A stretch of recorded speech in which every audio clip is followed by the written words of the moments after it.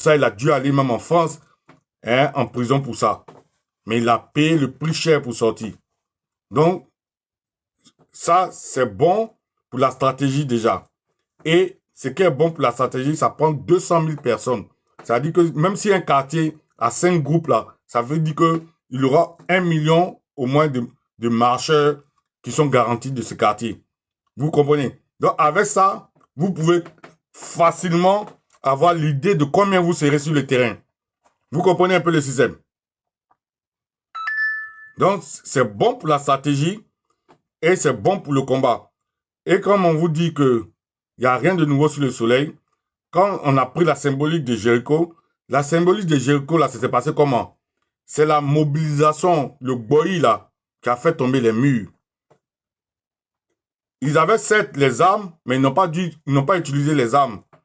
C'est simplement la mobilisation, le bruit, là, et puis la foi. C'est-à-dire les cris qu'ils ont mis, qui sortaient du cœur, qui a fait tomber, hein, les murs, et les gens sont rentrés dans leur terre promise. Vous comprenez? Ils ont repris ce qui leur revenait de droit. Ils sont rentrés dans la promesse, ce que Dieu leur a fait. Et Côte d'Ivoire, là, c'est ça votre terre promise. On n'a pas deux. Vous avez vu par tous les moyens comment, depuis que hein, Alassane Dramane Ouattara, le dramatique, la mort est venue en Côte d'Ivoire, vous avez vu comment les Ivoiriens sont maltraités partout où ils vont, où ils sont sortis pour aller, que on n'est jamais mieux traité que ce soit. Vous comprenez? À l'étranger, c'est pas possible. Vous avez vu les Ivoiriens qui ont pris l'eau pour aller en France comme ils dorment au dehors. Vous avez vu toutes ces demandes d'asile des Ivoiriens partout, partout. Même ici en Angleterre, depuis que le dramatique est là. Donc c'est pour vous dire quoi? On a une seule terre et c'est ça. Dieu ne se trompe jamais. Notre terre promise, ça ne se négocie pas. Et on ne négocie jamais avec le territoire. 15 ans de pouvoir, Alassane nous a montré que lui, il n'a rien à offrir à la Côte d'Ivoire que du territoire seulement. Vous comprenez? Quelqu'un qui a fait 15 ans de pouvoir. En principe, tout le monde devait chanter son nom s'il avait bien travaillé, mais qui est obligé maintenant de faire les encagoulés. Les encagoulés sont devenus comme hein, les stars de la Côte d'Ivoire. C'est-à-dire que c'est eux partout. Et personne n'est épargné. Même les écoliers, on s'en va les attraper. Vous comprenez? Même les enfants, on s'en va les attraper. Et quand on tombe bas maintenant, on tombe dans affaire de choses, réseaux sociaux. Quelqu'un qui est censé gouverner le pays, lui, c'est dans les réseaux sociaux, il est. Et tout réseau social est devenu maintenant affaire d'État. C'est-à-dire qu'on ne construit pas usine, mais on met tous les moyens, on déploie tous les moyens pour filtrer les réseaux sociaux, pour aller attraper les gens. Et tout ce qu'il a fait en 15 ans, est en lieu place de construire usine pour mettre les gens à l'aise, lui, c'est ce qu'on appelle, ce qui rappelle la misère, hein, puisque l'homme noir a connu la traite négrière, tout ça. Donc, c'est prison que lui construit. Alors que prison, là, ça symbolise quoi?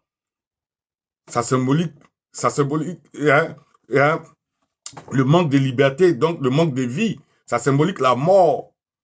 Et lui, là, pour se moquer de nous, il appelle ça PPA. Hein? Pôle pénitentiaire d'Abidjan. Il se moque de qui comme ça? Vous comprenez un peu le truc?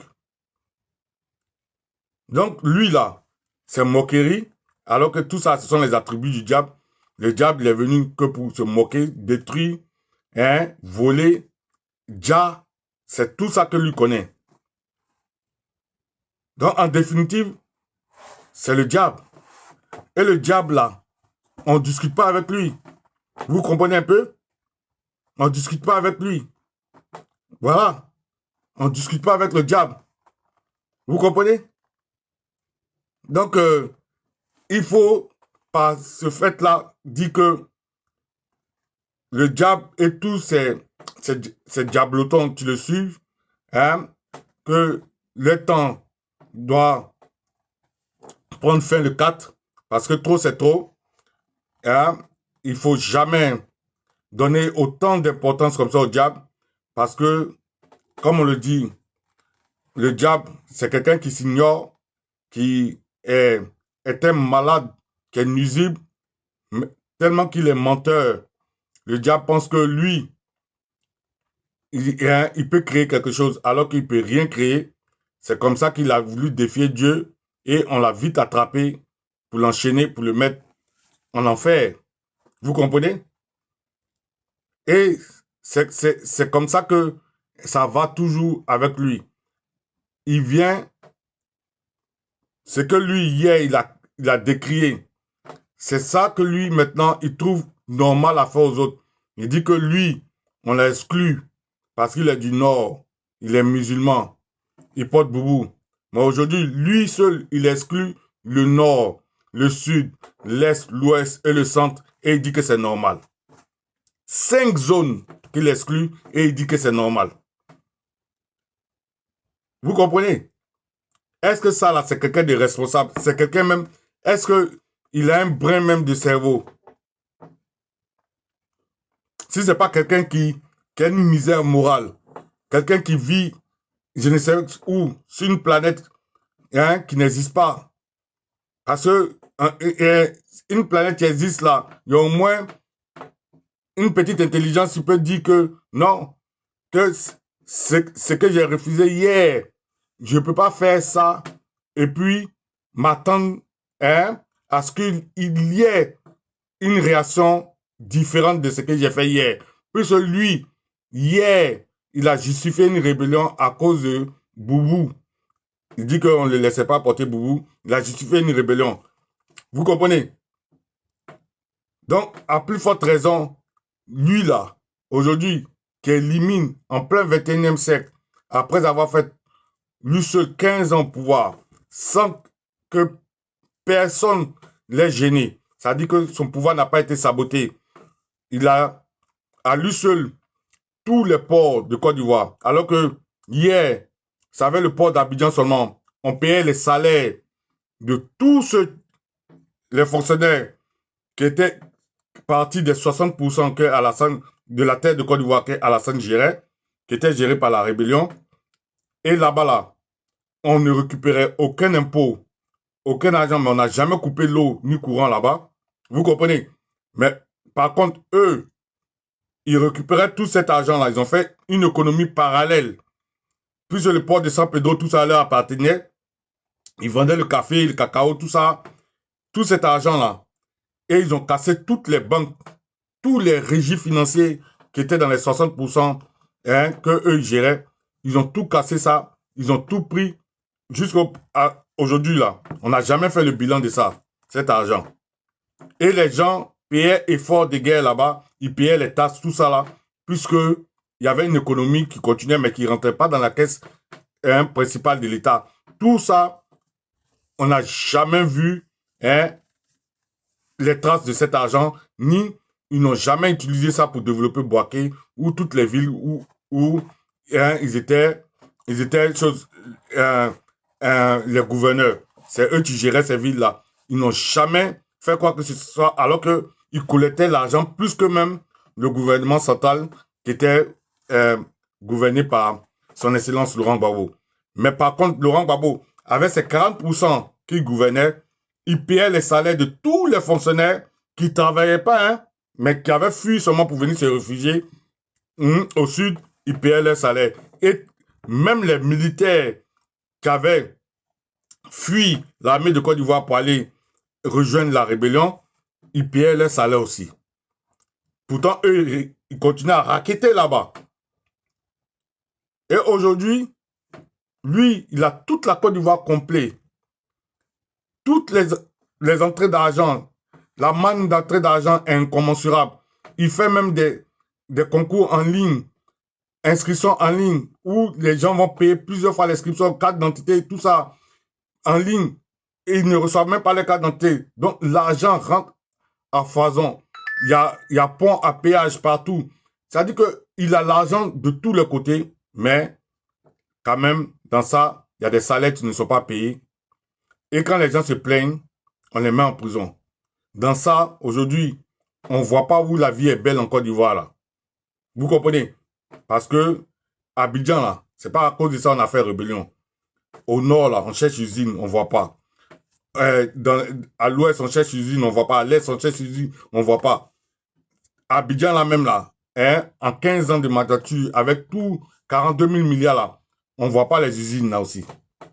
Donc, en définitive, là, tout ça, là, pour ça, si on dit que toi, tu travailles pas bien, pousse-toi. Mais quand on vient même te gagner dans les unes, on peut comprendre. Mais on fait rébellion contre toi. On dit les gens en faisant croire qu'on va venir faire mieux. Et on vient, on fait pire, mais pire même d'une vilaine manière. Et on se dit que rien ne va arriver, qu'on est tellement... on a tellement fait plaisir à Dieu, que Dieu est tellement content de nous, que Dieu va nous laisser au pouvoir. Mais tu es givré là. Tu parles de quoi? Un sataniste, tu penses que Satan va gagner devant Dieu? Tu vas venir dire les gens pour des causes farfelues, des raisons farfelues, et ces mêmes raisons-là, tu vas appliquer ça aux autres, et en toute la Côte d'Ivoire sans exception, et tu vas croire que Dieu, il est tellement gaou que lui va te laisser au pouvoir.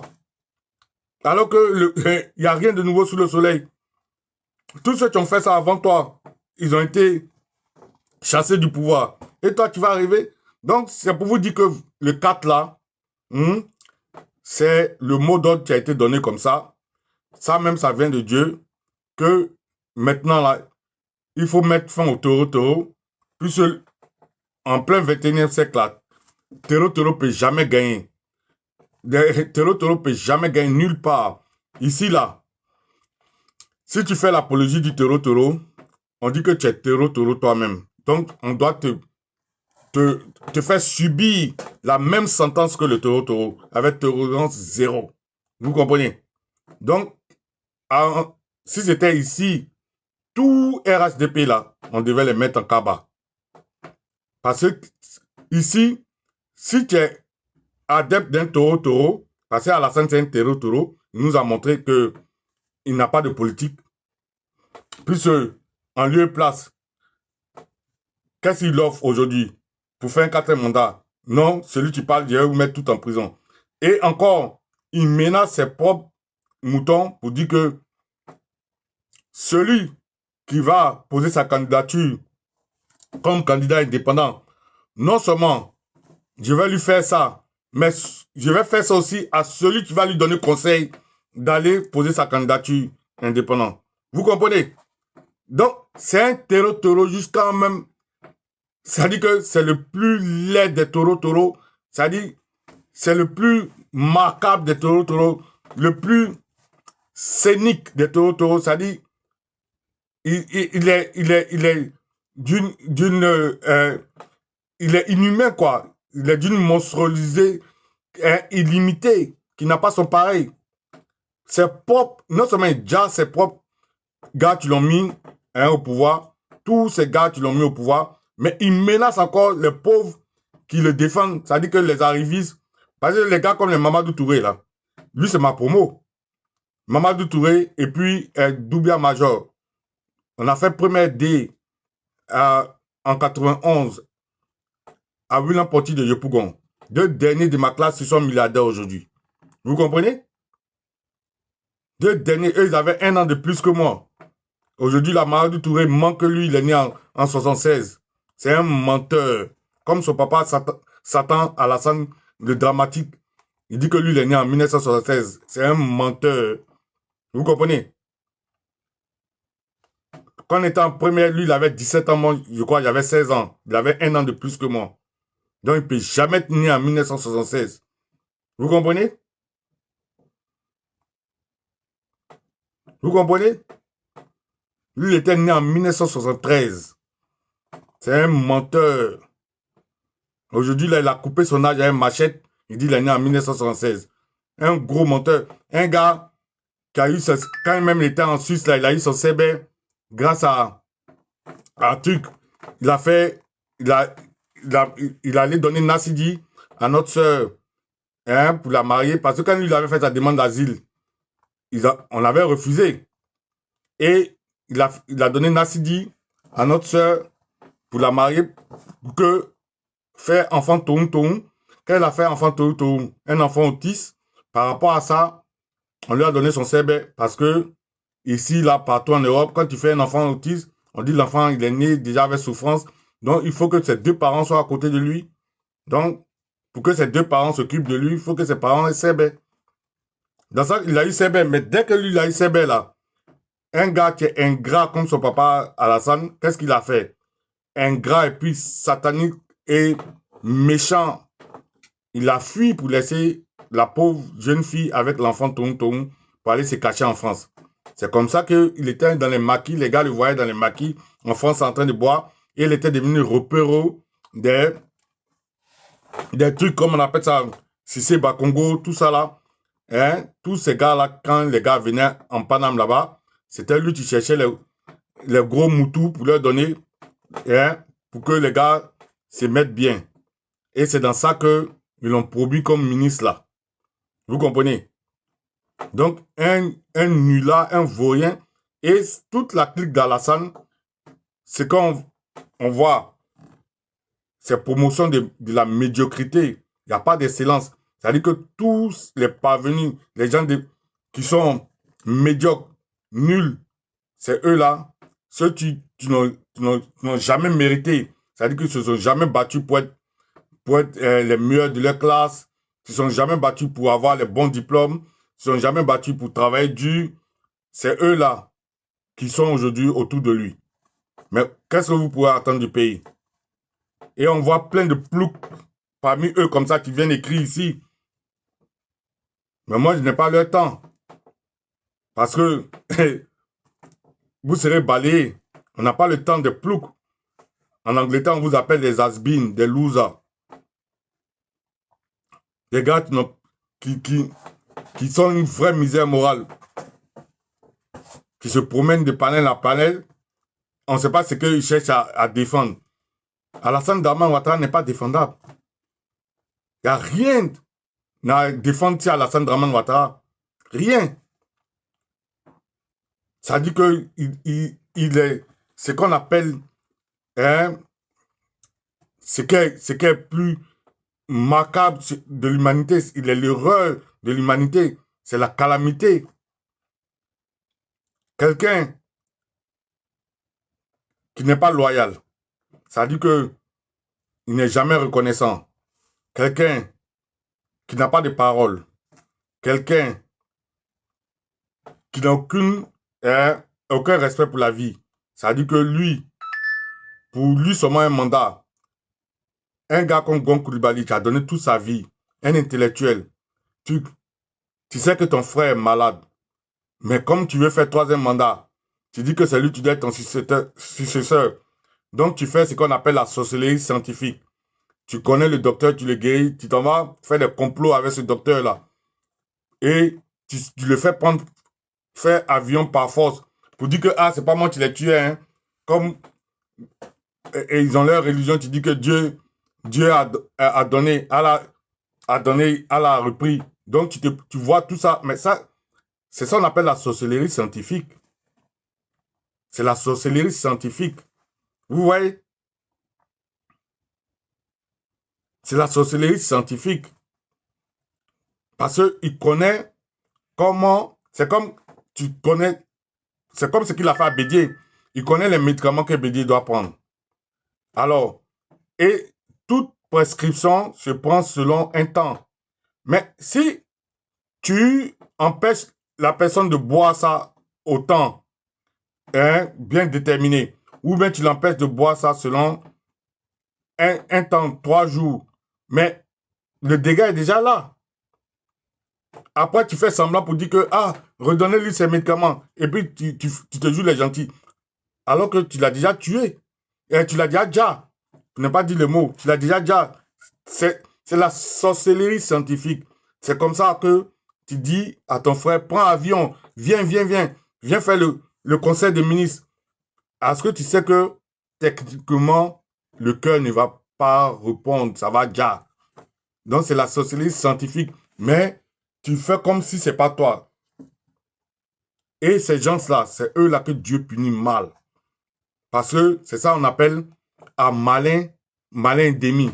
Il te croit très malin. Vous voyez comment il se croit malin? Mais il va mal finir. Aujourd'hui, là, c'est aujourd'hui que lui se souvient qu'il y a des planteurs au pays qu'on doit payer le café à 2800. Le cacao à 2800. 15 ans au pouvoir, il n'a jamais, même pour arriver à 1500 là, il fallait qu'on mette pression sur lui. Mais lui, parce que il veut un quatrième mandat, ça veut dire que c'est que lui seulement, quoi. C'est quand ça l'arrange, là. Quand ça... Mais comme s'il pensait que les autres, là, n'ont pas de cerveau. Mais les autres, là, savent que même s'ils te votent, là, à peine tu seras voté, les 2800, là, ils vont jamais voir ça. Tu vas dire que non, que le coût du cacao a changé, c'est pas de ta faute. Puis c'est ce que tu as dit, que toi, tu avais décidé de ne pas faire un troisième mandat, mais souvent, c'est qu'on décide et puis la responsabilité, sont deux choses différentes par responsabilité. Mais tu te fous de qui même? Tu te crois à quel temps? À quelle ère? Là où il y a Internet, où les gens voient tout ce qui se passe partout dans le monde, à un clic de doigt seulement, ils comprennent toute la vie. C'est toi qui veux les faire croire que eux, ils marchent en reculant ou bien ils marchent en l'envers. C'est-à-dire qu'ils marchent sur la tête et c'est toi seul qui marche sur les pieds. Alors que c'est toi-même qui es en l'envers. Vous comprenez? Donc, pour ne pas faire long, je voulais dire, revenir sur la stratégie du 4 avant de sortir, que chaque quartier doit avoir son groupe Telegram. Je répète, le groupe Telegram, là, actuellement, c'est la seule application où aucune technologie des États ne peut aller fouiller. Parce que c'est le propriétaire de Telegram, là. C'est sur ça que lui, il a établi son business model. Il dit que les communications là-bas sont cryptées, que lui ne donne pas la clé à aucun gouvernement. Lui, il s'en fout de leur politique, que les gouvernements là, mettent la pression sur lui pour dire que les terroristes utilisent ça pour leur communication. Lui doit donner la clé. Il dit niet. Ça lui a valu la prison même. En France, il a dû payer 5 millions d'euros pour avoir la liberté sous condition et il est sorti. Et toutes ces vidéos-là, vous pouvez trouver ça sur YouTube. Tout ça pour vous dire que là-bas, là, vos communications seront sécurisées. Sur Telegram, là. Mais ce qui est avantageux, Telegram, là, chaque groupe Telegram prend 200 000 personnes, 200 000 membres.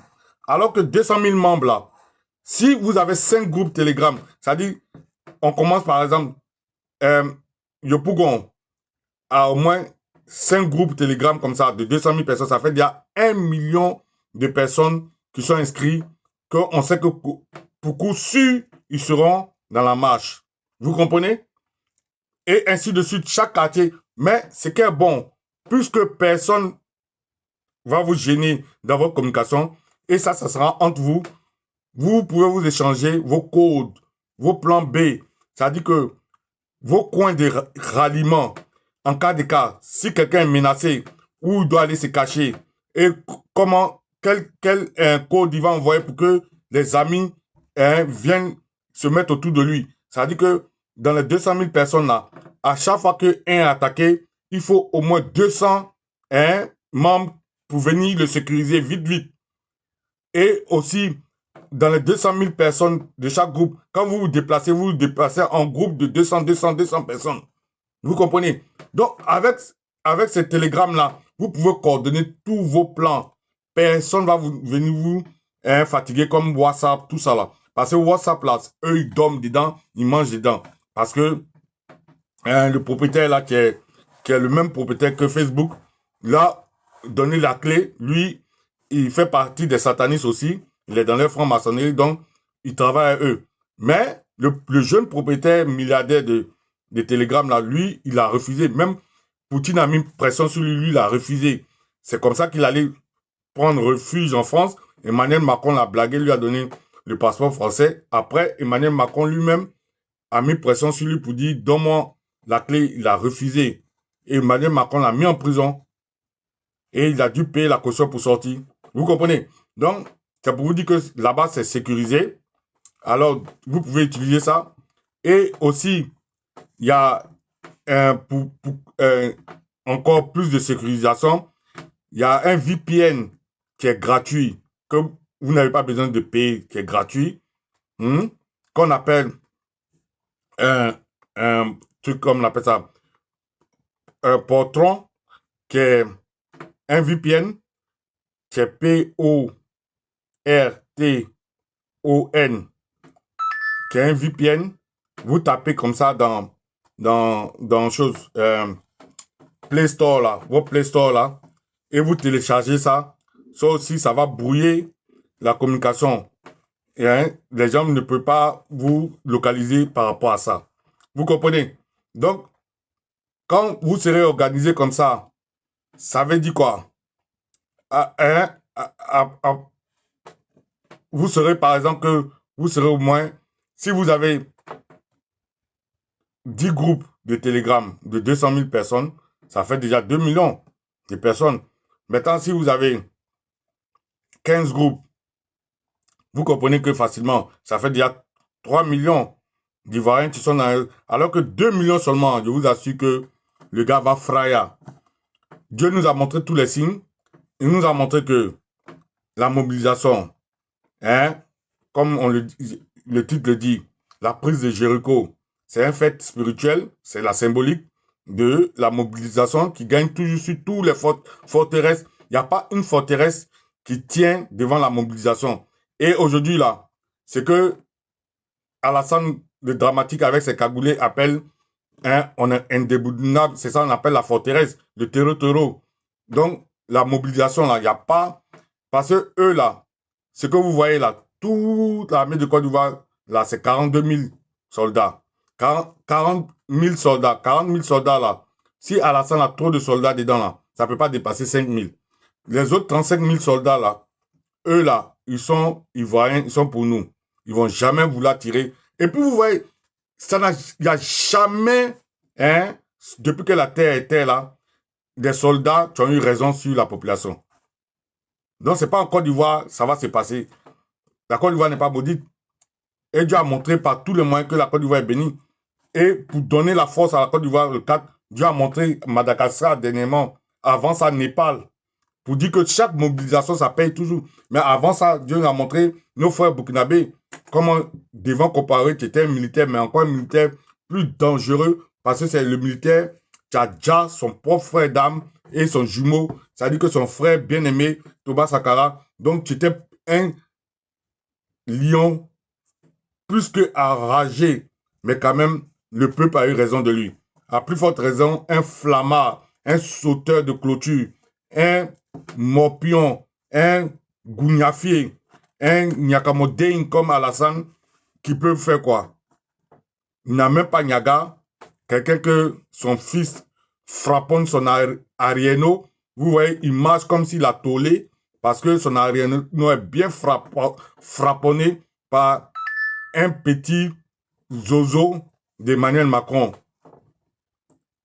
Un papa en plein 21e siècle qui se fait frapponner par son fils. Si ce n'est pas les satanistes seulement tu peux faire ça. Maintenant, Fatak Bella, il ne peut même pas la frapponner. C'est Satan qui frapponne ça avec les petits zozos d'Al-Salfo. Vous comprenez un peu dans quoi nous sommes? Donc, des gens comme ça, là, tu sont une misère morale, tu sont un modèle en rien, on ne peut pas les laisser au pouvoir. Vous comprenez?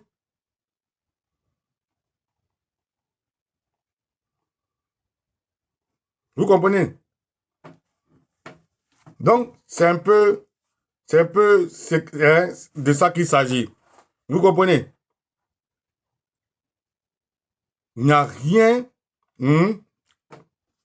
à espérer d'Alassane. Alassane a montré toutes ses limites et on ne discute pas un terreau. Il faut dégager ce terreau-là. Et comme je vous dis, vous pouvez vous organiser tranquillement sur Telegram. Telegram, c'est la communication la plus sécurisée, l'application la plus sécurisée de ce moment.